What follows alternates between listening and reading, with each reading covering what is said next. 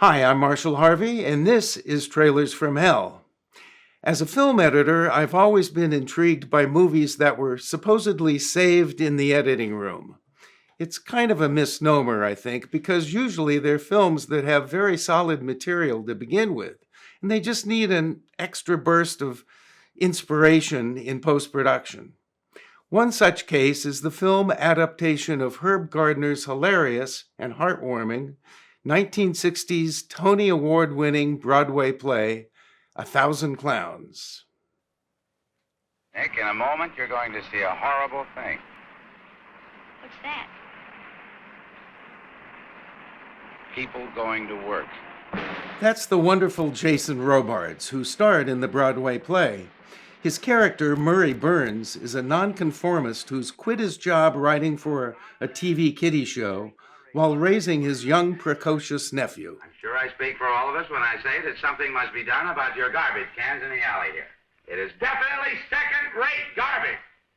Now, by next week, I want to see a better class of garbage. And let's snub it up!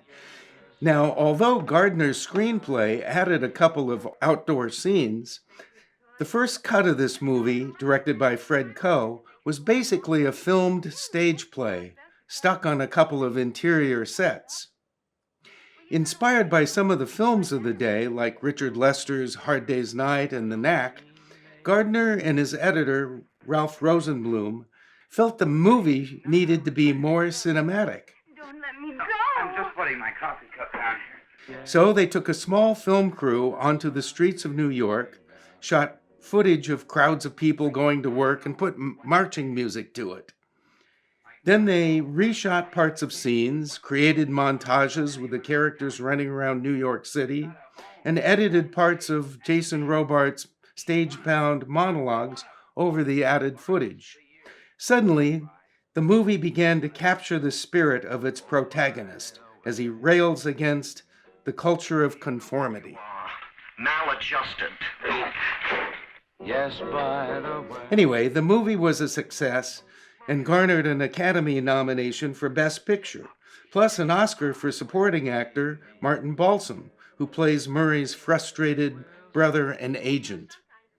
Barbara Harris is terrific as the social worker who falls in love with Burns, and the young first-timer Barry Gordon delivers some of the funniest lines in the play.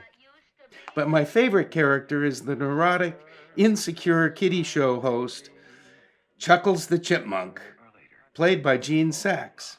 He would go on to direct movies of Barefoot in the Park and The Odd Couple. And Jason Robards would go on to star in films like Sergio Leone's Once Upon a Time in the West and win an Oscar for All the President's Men. This is a delightful, really funny movie that gives me 85% outright prolonged laughter. You'll have to watch the movie to get that reference.